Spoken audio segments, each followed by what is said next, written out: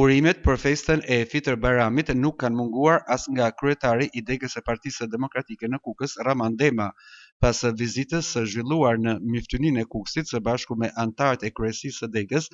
Ai përcolli urimet më të përzemërta për besimtarët e musliman. Dema uroi që kjo festë e shenjtë të sjellë më shumë paqe, harmoni, mirëkuptim dhe solidaritet mes njerëzve, duke vlerësuar rëndësinë e bashkëtesës dhe respektit reciprok në shoqëri. Siç e kemi tradit, sot ishim për një vizitë në Myftëninë Kukës me një pjesë të strukturave të Partisë Demokratike të degës Kukës.